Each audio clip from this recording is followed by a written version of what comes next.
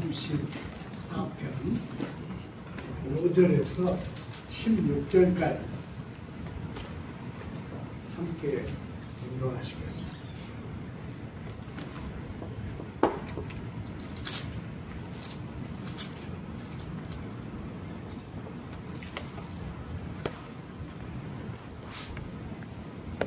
시편 34편 5절입니다. 그들이 주를 망하고 공천에 되었으니 그들의 얼굴은 부끄럽지 아니하리로다. 이 무고한 자가 부르짖음에 여호와께서 들으시고 그의 모든 환난에서 구원하셨도다. 여호와의 천사가 주를 경외하는 자를 불러 진치고 그들을 건지시는도다. 너희는 여호와의 선하심을 맛보아 알지어다. 그에게 피하는 자는 복이 있도다. 너희 성도들아, 여호와를 경외하라. 그를 경외하는 자에게는 부족함이 없도다. 젊은 사자는 궁핍하여 줄일지라도 여호와를 찾는 자는 모든 좋은 것에 부족함이 없으리로다. 너희 자녀들아, 와서 내 말을 들으라. 내가 여호와를 경외하는 법을 너희에게 가르치리로다. 생명을 사모하고 연수를 사랑하여 복받기를 원하는 사람이 누구뇨? 내 혀를 악에서 금하며 내 입술을 거짓말에서 금할지어다. 악을 버리고 선을 행하며 화평을 찾아 따를지어다. 여호와의 눈은 의인을 향하시고 그의 귀는 그들의 부르짖음에 귀를 기울이시도다. 여호와의 얼굴은 악을 행하는 자를 향하사 그들의 자취를 땅에서 끊으려 하시는도다. 아멘. 저희들은 항상 자기 중심적이고 세상에 얽혀서 흔들립니다. 그러나 하나님은 저희를 마치 하나님의 눈동자같이 아끼시고 보호하시며 장중에 품어주심을 감사드립니다. 험한 세상에서 저희가 실족하지 않게 하나님이 항상 함께하여 주시고 우리 부모가 우리 자식들을 온전히 돌보지 못할지라도 하나님이 부모가 되셔서 우리의 삶을 품어주시고 도와주시고 인도하여 주시기를 비나이다. 이 나라, 이 백성, 온 백성이 하나님을 두려워하는 진실로 경외하는 국가가 되게 하여 주소서.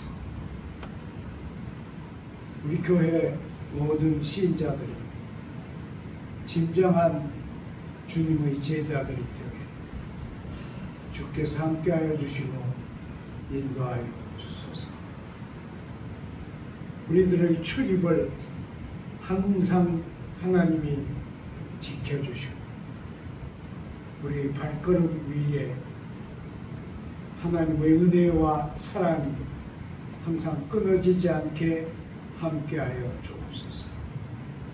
우리 교회 하나님이 마음속에 간직하시고 날마다 은혜를 공급하여 주시며 은혜와 진리가 승리하는 참 교회 되게 축복하여 주옵소서. 예수님 이름으로 기도드립니다. 아멘. 이 시는 아주 독특한 시입니다. 다윗이 쓴 시인데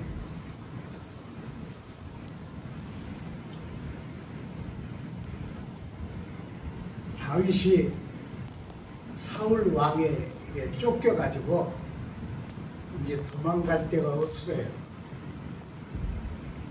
그래서 생각다 못해서 자기 가족들을 다 데리고 적국으로 도망갔습니다.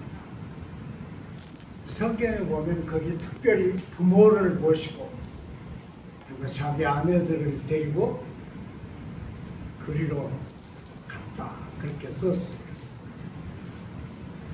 그런데 적국에 갔을 때 그 적국의 왕, 어떤 데는 라기스라 그렇게 되어 있고 어떤 데는 아비멜렉이라 그렇게 되어 있어요. 이 왕은 다윗을 알아보고 그를 받아들이려고 그랬습니다. 다윗의 용맹한 용기를 다 듣고 알고 있었거든요. 사울이 죽인 자는 천천히요, 다윗이 죽인 자는 만만이다. 그랬으니까 얼마나 대단한 소문이 나 있겠어요.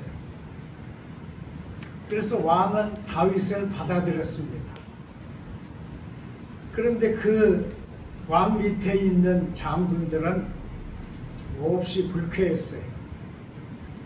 왜냐하면 다윗이 자기 나라의 대표적인 장군 골리앗을 쳐 죽인 사람이잖아요. 그것도 무기로 쳐 죽인 사람이 아니라 목동이 짐승을 쫓는 돌팔매를 가지고 골리앗을 넘어뜨린 것이잖아요. 그리고 자기 칼로 자기 목을 벤 골리앗이에요. 그러니까 이 장군들은 아주 적개심이 일어났습니다. 그래서 모든 장군이 반대를 했어요. 큰일 났죠. 우리가 그냥 나무 얘기 같이 하니까 그렇지, 전장터에서 사람 죽이는 일을 개미 죽이는 일보다 쉽게 여기는 이 장군들이잖아요. 더군다나 하나님이 없는 이방 나라의 장군들이잖아요. 왕이 눈짓만 해도 그 자리에서 여러 장군 중에 한 사람이 칼로 쳐서 다윗을 죽이고 말 것입니다. 그런 위기에 처했어요. 그런데 놀라운 것은 다윗이 그 위기 앞에서 하나님께 부르짖었다고 썼죠. 이건 나중에 쓴 시입니다. 그래서 하나님께 부르짖었더니 하나님께서 들으셨다. 하나님을 경외했더니 그의 얼굴에서 광채가 났다. 이렇게 썼어요. 그러니까 저는 이 시를 다시 자상하게 읽어보면서 정반대로 썼구나, 그런 생각을 해봤습니다. 여러분, 너무 급해서 자기 침으로 자기 수염을 막 적시고 선문에다가 침을 뱉고 찌질한 모습을 다 보인 그런 장면이잖아요. 다윗 같은 용장이 얼마나 급했으면 자기 수염에 자기 침을 바르고 그런 미친 짓을 했겠어요.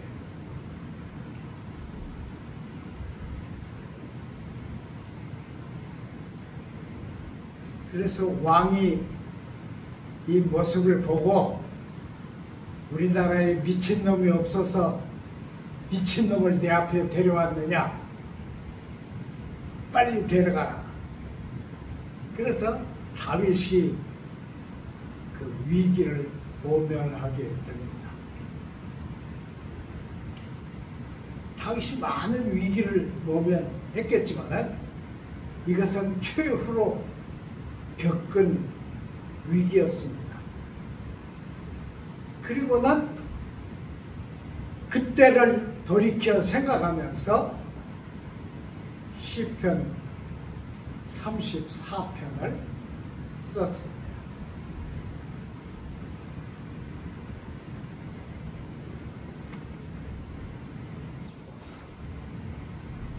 그 적장들이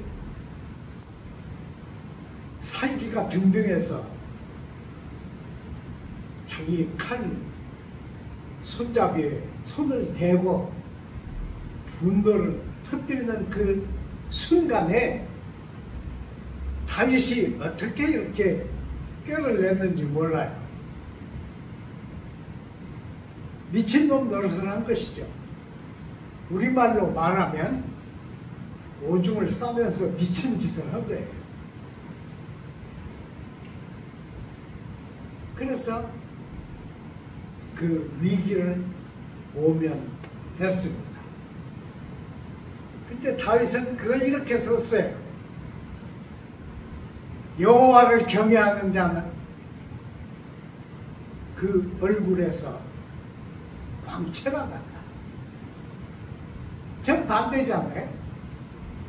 너무 급해서 침을 흘리고 미친 짓을 했는데 자기 얼굴에서 광채가 났다고 증언하는 것입니다. 광채는 누가 본 광채일까요, 여러분? 제가 느끼기는 다윗이 하나님의 눈으로 그 위기의 순간에 자기 얼굴을 보면서 쓴 얘기입니다.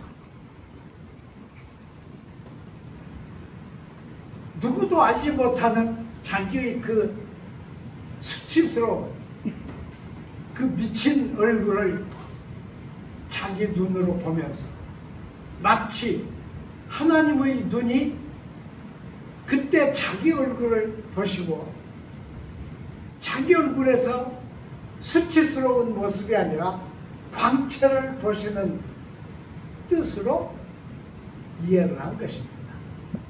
얼마나 놀라워요.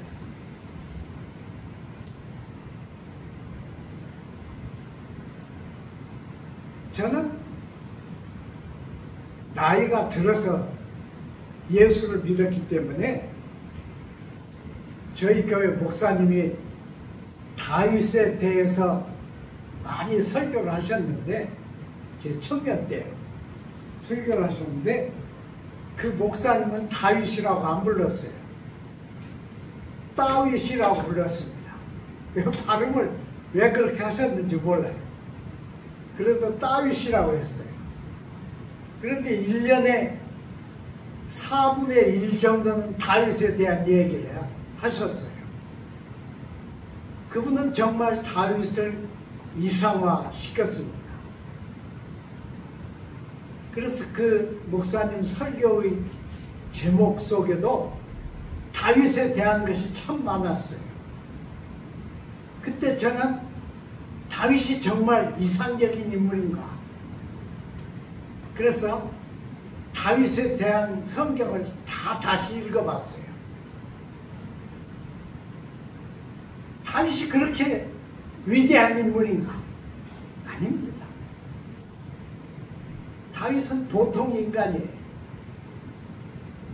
그리고 교육도 없어요. 이새의 아들 7 중에 맨 마지막 7째입니다. 그래서 사울 왕을 버리고 사무엘이 새 왕을 찾아 기름을 부을 때 6 아들을 전부 사무엘은 하나님의 사람답게 보았어요. 그러나 하나님은 반대했습니다. 그래서 저 목장에서 양치고 있는 맨 마지막 막둥이를 불러다가 그에게 기름을 부었습니다. 비밀리에 기름을 부었어요. 그것이 다윗이 사울의 미움을 받는 동기가 된 거예요.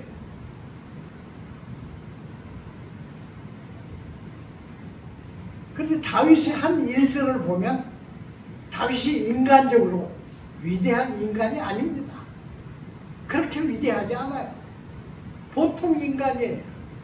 꾀가 많고 욕심이 많고 용기가 많은 그런 인간에 불과합니다.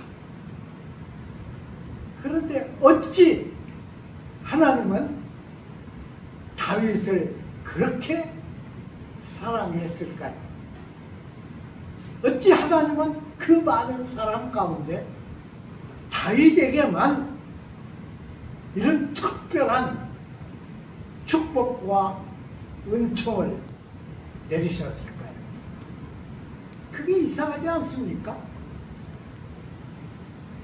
그것을 다윗은 하나님을 경외하는 경외심이라고 표현을 했습니다. 다윗도 자기가 훌륭한 사람이라고 안 생각합니다. 만일 사울이 자기를 쳤으면 자기는 죽고 말 아무것도 아닌, 근데 나무 집에 베들레헴에 있는 이새라고 하는 사람의 7째 아들에 불과했습니다.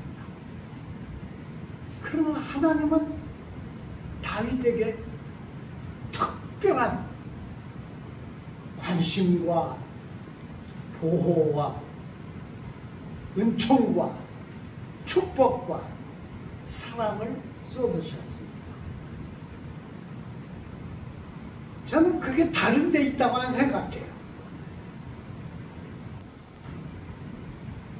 저는 다윗이 사울에게 쫓기면서 죽을 고면을 여러 번 넘기면서 하나님이 자기를 보호하신다고 하는 이 확실한 증거를 자기 속에 가지고 있었다고 믿습니다. 물론 사무엘이 기름 부은 것도 잊지 않았겠죠. 그래서 다윗의 모든 행동 근원은 여호와를 경외하는 자세였습니다. 하나님밖에 없었어요. 정말 죽을 고비에서 하나님만 그의 목소리를 들으시고 그를 도와주신 거예요. 그래서 정말 하나님을 경외하는 것이 무엇이냐 하는 것을 다윗은 익힌 겁니다. 어떤 경우에도 그는 하나님 앞에서만큼은 거짓된 마음과 거짓된 생각을 갖지 않았습니다.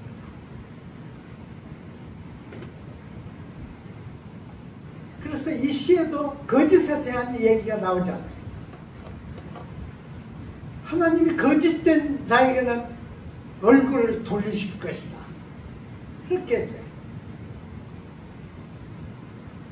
그러니까 여러분 잘 생각하세요. 다윗이 아주 옛날 우리 목사님이 말씀하신 것 같이 이상적인 인물이 아닙니다. 그저 평범한 한 무장에 불과합니다. 그런데 그 모든 인간적인 약점은 하나님을 경외하는 경외심이 다 흡수하고 넘어서고 극복하고 있습니다. 그게 다윗의 특징이에요. 저는 이 시를 읽으면서 특별히 그런 걸 느꼈는데요. 다윗이 정말 모든 사람 가운데서 으뜸되는 위대한 인물의 자질을 가진 사람이다. 그렇게 안 생각합니다. 오직 하나님과 얼굴을 맞댄 그 경험. 그래서 하나님의 인자하심을 맛보아 알라고 그랬잖아요. 다윗은 자기 삶으로 맛보아 알고 있었어요. 무슨 일이 있어도 자기의 진심을 하나님만큼은 알고 계실 것이다. 그 마음이에요. 그게 경외심입니다. 그래서 모든 자녀들에게 하나님 경외함을 자기가 가르치겠다 그러지 않았습니까? 우리는 자녀들에게 하나님 경외함을 못 가르치죠. 우리는 자녀들을 두려워해요. 저도 자녀들을 두려워합니다.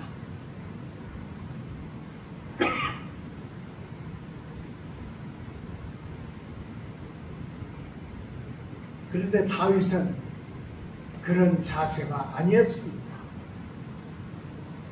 그러니까 이 다윗이 가진 이것은 선천적으로 가진 하나님의 축복이 아닙니다. 후천적으로 다윗이 사울 왕과 관계에서 얻게 된 하나님을 사랑하는 마음, 하나님을 경외하는 마음, 바로 그것이었어요. 경건이었습니다. 그것을 하나님은 그 누구보다 더 값지게 여기시고 다윗에게 필요한 모든 것을 다 공급했습니다. 우리 성경에는 왕들의 얘기가 열왕기서에 있고 역대기에는 모든 위대한 인물들의 얘기가 총망라되어 있습니다. 그런데 왕들을 평가하는 기준이 다윗입니다. 여러분 생각해 보세요.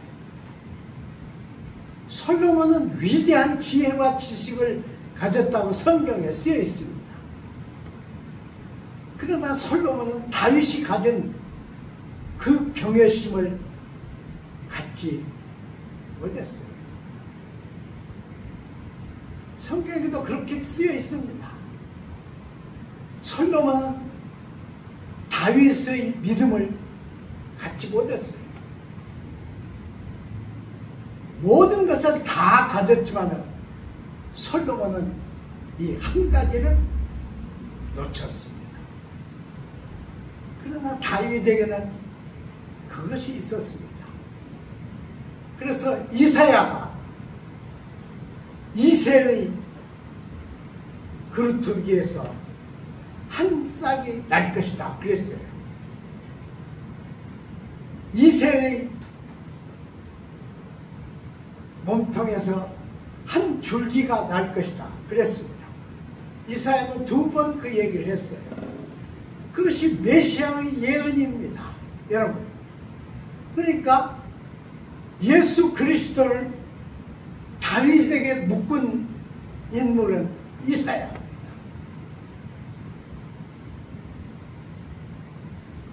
이사야는 하나님의 은혜 가운데서 그것을 읽을 수 있었어요. 앞으로 모든 왕들이 다 실패한 그것을 회복하고 진정한 이상적 왕이 올 것인데 그분은 다윗의 혈통에서 올 것이다. 그분은 만왕의 왕이다. 그분은 모든 왕이 존경하고 따르는 왕일 것이다. 그분은 여호와의 이상적인 종일 것이다. 그랬습니다. 우리가 크리스마스가 되면 항상 이상적 종에 대해서 생각하지 않습니까? 거기에는 이 평범한 다윗,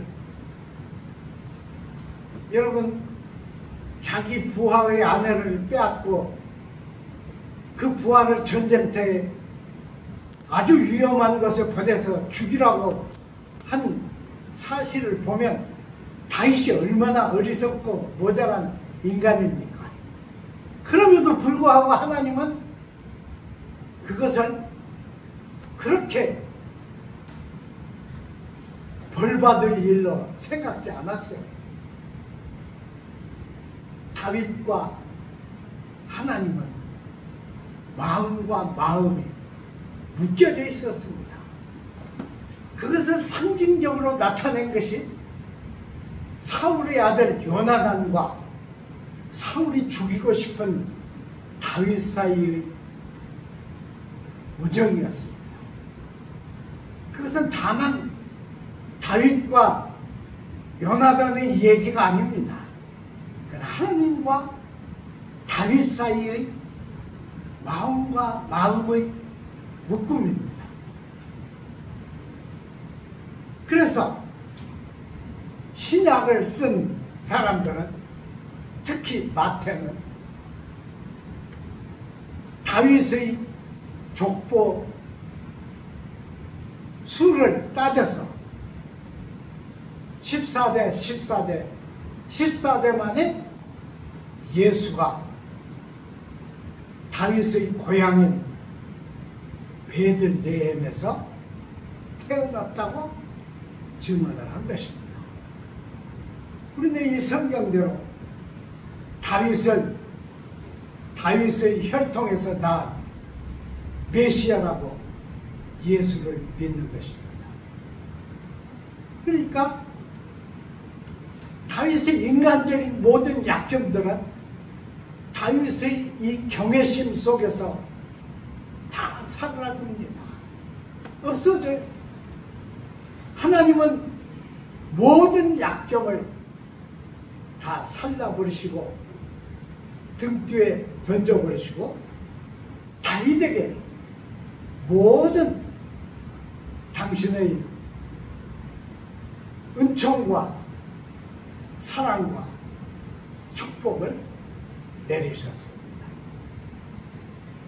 그래서 우리도 예수를 다윗의 자손이여 그러지 않습니다. 다윗의 왕통으로 태어나신 왕 중의 왕, 우리의 왕, 우리의 영적 왕 예수님이라 그렇게 고백하지 않습니다. 자, 여러분, 저는 지금도 그렇게 생각합니다. 다윗은 인간적으로 혹은 혈통으로 위대한 인간이 아닙니다. 보통 인간이에요. 우리와 똑같은 보통 가정에서 보통 태어난 아들입니다. 그러나 그는 하나님을 만났어요. 위기 속에서, 많은 거듭된 위기 속에서 하나님을 만났습니다. 하나님의 인자하심을 맛보아 알게 되었어요. 그래서 하나님을 찬송하라고 시편 34장 앞부분에 권고했습니다. 하나님을 찬양해야 할 일이 그것밖에 없습니다. 하나님을 찬양하는 일밖에 더 존귀한 일이 없어요. 이것이 다윗의 고백입니다. 자, 우리 가정에 주신 자녀들 다 다윗과 같은 사람들입니다.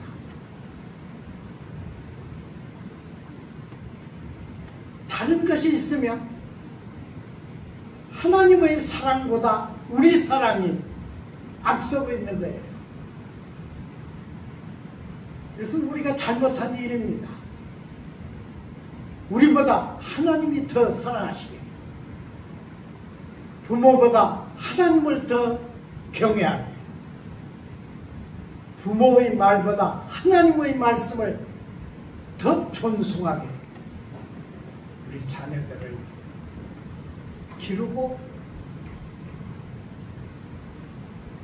장성시켜야 할 거라고 믿습니다. 기도하겠습니다. 거룩하신 하나님, 오늘 우리가 시를 읽게 하신 은총을 감사드립니다. 다윗은 결코 우리보다 더 위대한 인물이 아닙니다. 평범한 가정의 평범한 막내였습니다. 우리도 하나님을 경외하고 하나님을 사랑하게 도와주소서. 세상의 그 무엇이 우리를 유혹해도, 세상의 그 무엇이 우리를 흔들러도 절대로 흔들리지 않는 다윗과 같은 신앙, 다윗과 같은 열정, 다윗과 같은 진심을 여호와 하나님께 바치고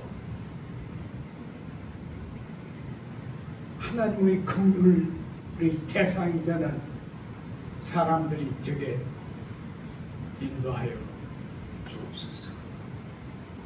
예수님 이름으로 기도드립니다. 아멘.